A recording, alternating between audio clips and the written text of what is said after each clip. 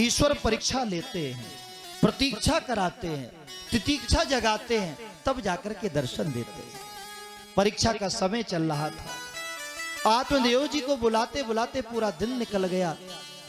जब ईश्वर की तरफ से, परमात्मा की तरफ से कोई संकेत नहीं मिला तो सोचे शरीर नष्ट कर देंगे, और जैसे ही नदी में कूदने लगे एक संत ने हाथ पकड़ लिया।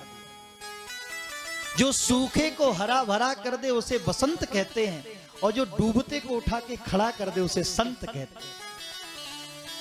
संत कौन है? एक गुरु है जो तुम्हारा हाथ पकड़ के भवसागर पार करता है।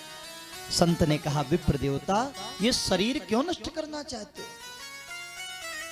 आत्मदेव रो रो के कहने लगे, कैसे मैं बताऊं अपनी व्यथा, घर में मेरा अब मान नहीं, मेरी पत्नी ही धिक्कारे, क्योंकि अब तक कोई संतान नहीं। मैं पूजा भजन ये करता हूँ, नित्य हरि का ध्यान में करता हूँ, प्रभु सब जानत मेरे मन की, प्रभु हैं मुझसे अनजान नहीं। रो रो के अपनी व्यथा कहने लगे, मेरे कोई पुत्र नहीं है।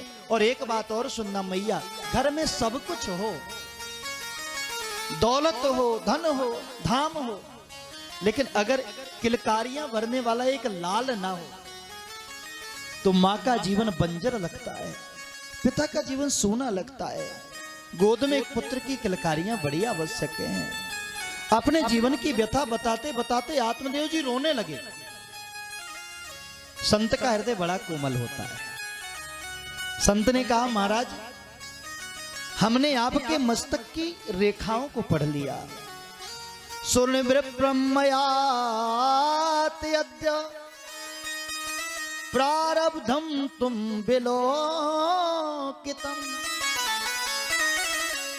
मैंने तुम्हारे प्रारब्ध को देखा है पंडित जी।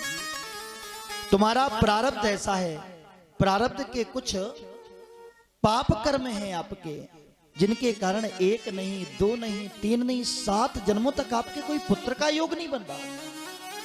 अब तो आत्मदेव चिल्ला चिल्ला के रोने लगे, मैं प्राण दे दूंगा, मैं आत्मदाय कर लूंगा।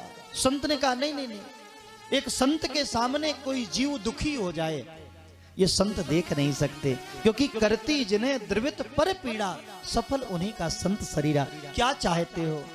बोले, ना धन चाहिए, ना धाम चाहिए, कुल के लिए नाम चाहिए, पुत्र दे दीजिए। संत भगवान ने अपने तपबल से एक आम का फल दे दिया।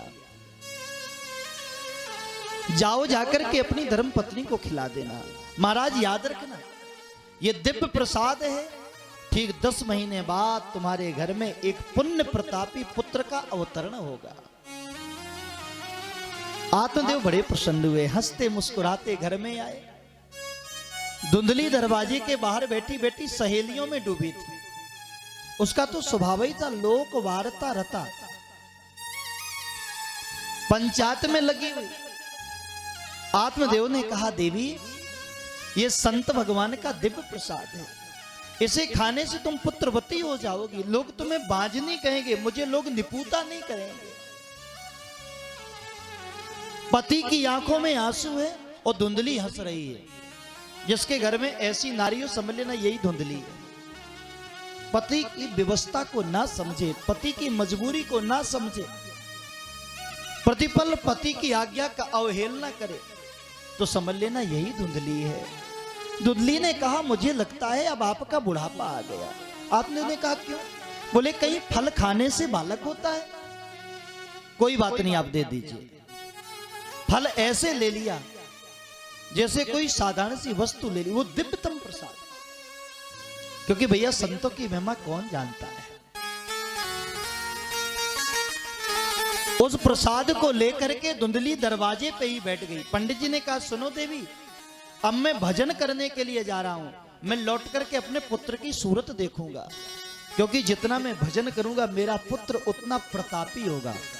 बाढ़े पुत्र पिता के धर्मा। पिता का कर्तव्य है अपने पुत्रों को धर्म सिखाना। ये बात बड़े ध्यान से सुनना। पिता का माता का परम कर्तव्य है अपने पुत्रों को धर्म सिखाना, और बेटों का परम कर्तव्य बुढ़ापे में माँ बाप को धर्म कराना। जैसे कि आज हमारे ये तीनों भाई मिलकर के करा रहे हैं। एक बार जोरदार तालियों से आशीर्वाद दीजिए इस परिवार को। माता पिता का जीवन सिखाते सिखाते पालते पालते चला जाता है। आपने देखा होगा माँ अपने लिए मंदिर में कुछ नहीं मांगती, सिर्फ यही मांगती है, हे ठाकुर जी अगर देना हो तो मेरे बालकों को स्वस्थ रखना। जो हमेशा बालकों के लिए रोए वही तो माँ है ना। बालक जन्म ना ले तो रोती है, बालक गर्भ में हो तो रोती है,